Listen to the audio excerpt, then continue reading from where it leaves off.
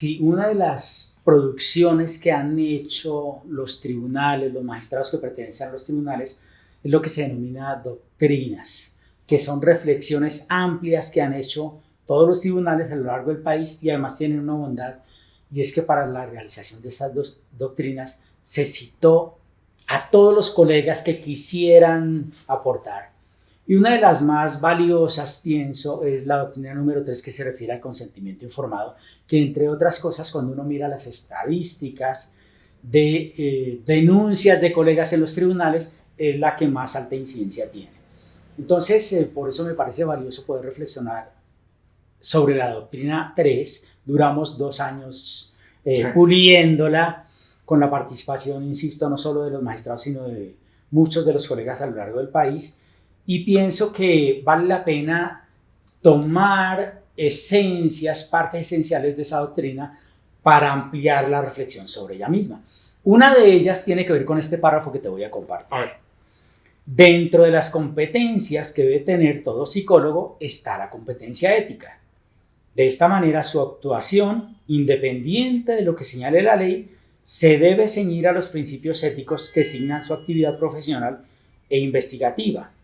Lo que hacen los códigos deontológicos es recoger los principios éticos y convertirlos en normas positivas con el ánimo no de sancionar al psicólogo, sino de darle herramientas a los usuarios para que ellos comprendan los principios y cuando noten algo que no va relacionado con los principios, se atrevan incluso a referirse a los tribunales buscando claridades.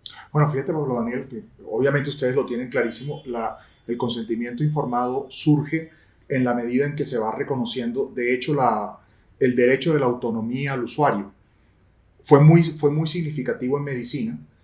Arranca en medicina precisamente por aquellas posturas paternalistas. ¿Tú crees que también ocurre a veces esas posturas paternalistas en profesionales de psicología? Claro que sí.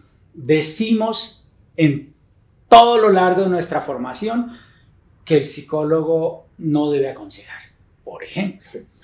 Pero cuando tú tienes delante un consultante, lo primero que te pide el consultante es deme un consejo. Y entonces parte del ejercicio que debería hacer el profesional es poner en discusión, por ejemplo, esa palabra consejo y señalarle estrictamente a qué se va a dedicar en el escenario de esa consulta. Las personas que nos están viendo y escuchando dirán, ¿y eso qué tiene que ver con el consentimiento informado?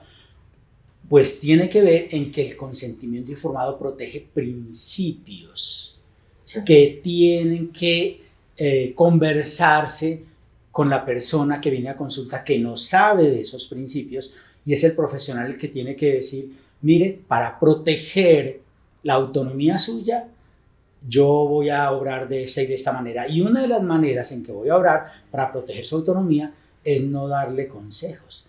Yo tal vez le haré sugerencias porque no me gustaría violar tu autonomía dándote consejos, es decir, diciéndote cómo debes obrar casi que explícitamente, porque eso sería un irrespeto a la dignidad del usuario, del consultante. Hay también otra cosa, la intervención médica está un poco más contenida y la gente sabe qué es una intervención médica. Entonces, en el consentimiento informado, pues en medicina y en otros ámbitos, no hay que extenderse tanto en clarificar qué se va a hacer porque en la cultura está. Pero en cambio en psicología hay campos que son bastante más distintos que especialidades y por supuesto modelos de intervención clínica que son también muy llamativos. Y además un fenómeno bastante frecuente que son las intervenciones que no están basadas en evidencia. Es decir, es posible que una persona asuma que la intervención que está recibiendo puede ser cualquier cosa y si tú no se la aclaras, pues puede asumir que es una intervención psicológica. ¿Incluye eso la clarificación de la naturaleza de la intervención? Sí, porque probablemente se encuentre el profesional que en consulta, el consultante le pida algo que él se imagina que hacen los psicólogos y entonces será el profesional el que le aclara qué sí hacen los psicólogos y qué no hacen los psicólogos. Voy a decirte algo muy elemental. La persona te puede pedir a ti, psicólogo, por favor usted me podría sugerir algo que es que no estoy durmiendo bien, algún medicamento, algo que yo pueda tomar. Y ahí el psicólogo se mete en un dilema si no es capaz de aclararle con toda sinceridad y ateniéndose a los principios, que aunque yo puedo conocer acerca de farmacología, no me atreveré a sugerirle nada porque no es mi área específica, que eso lo puede hacer es un psiquiatra. Sí. Aunque bueno, con el tiempo ha empezado a ocurrir en algunos lugares que los psicólogos tienen un cierto bagaje, pero no es el caso colombiano. Un cierto bagaje de información y autorización para formular medicamentos. Este es un tema polémico en psicología en Colombia, pero ya comienza a aparecer en algunos países un cierto grupo formativo. Pero aquí sería necesario aclararlo en el consentimiento informado. Sí, por supuesto. Es obligatorio para los psicólogos conocer de farmacología, porque eventualmente viene un paciente que está medicado y yo debo conocer los efectos de esa medicación en el paciente. Y mira lo que corresponde y lo recoge uno de muchos colegas. El consultante viene medicado, pero lamentablemente, con todo el respeto de los colegas psiquiatras, no se tomaron el tiempo suficiente para explicarle a la persona, por ejemplo, cuáles son los efectos secundarios y cómo opera la medicación psiquiátrica. Y fíjese que el hecho de que los psicólogos sepamos de farmacología implica que le podemos dar esa explicación, eso es como hacer psicoeducación, sí, al consultante sobre cómo operan esos medicamentos, pero haciendo la claridad que aunque yo lo conozco, reitero, no le puedo cambiar ni la medicación, ni la dosis, etcétera, porque eso le corresponde a otra área del conocimiento. En este párrafo que leías, ¿cómo dirías que es ese punto inicial de comunicación a la persona? ¿Cómo arrancaría? Porque también hay una duda de la gente y es suponer, algunos lo decían, que el consentimiento informado hace más difícil la relación terapéutica. ¿Estarías de acuerdo con eso? El consentimiento informado tal vez alargue un poco más, por decirlo de alguna manera, una primera sesión, y eso no puede ser que no sea lo esperado por el consultante. El consultante quiere aquí y ahora que tú le respondas a su motivo de consulta. Pero fíjate que lo que vamos encontrando, y la gente lo va aprendiendo, es que cuando un profesional se toma el tiempo para explicarle el valor del consentimiento informado, luego el consultante tiene más confianza, adherencia al tratamiento, que cuando el psicólogo entra de una vez urgido por querer responder a los deseos, a las expectativas del usuario. Eso también podría generar un problema si uno comienza a hablar inmediatamente y no le ha explicado, por ejemplo, las condiciones del secreto profesional. Si la persona comienza a hablar y no lo has explicado. Perfecto, y puede ser una tentación, reitero, porque yo necesito que mi consultante sienta que yo le estoy dando lo que él quiere.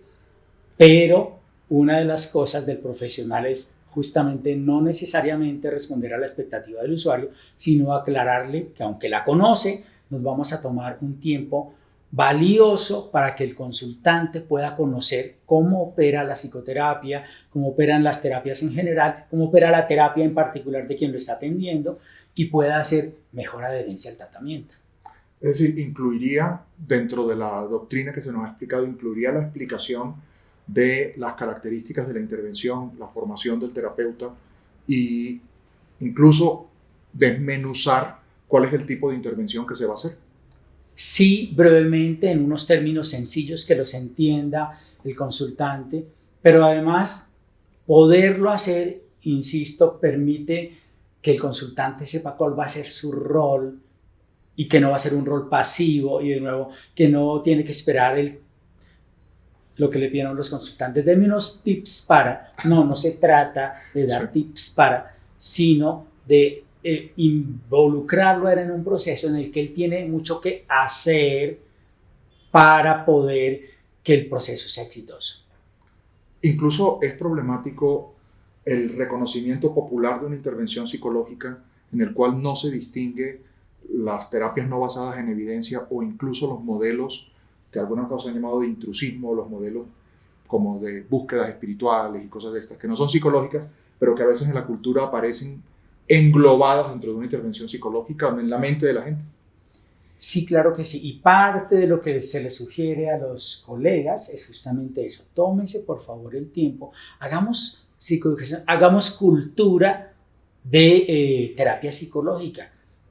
Tal vez una de las cosas que ha hecho que las psicoterapias y la asistencia al psicólogo o al psiquiatra se conviertan en un tabú es que justamente nos tomamos el tiempo de educar a las personas que sí se recibe o que no se recibe en un escenario de consulta psicológica, y ese tiempo, insisto, es valioso, y aunque pueda parecer, yo les digo a mis propios estudiantes, que estás perdiendo el tiempo y que puede ser que el consultante no vuelva pensando que no está recibiendo, no, ese tiempo es valioso porque el consultante se va a afianzar en que está ante un profesional respetuoso de su dignidad como persona, y eso hay que señalárselo claramente al consultante, de que nos estamos tomando este tiempo justamente para hacer valioso ese paso que ha dado la persona de abrirse ante una persona para contarle lo que le está pasando.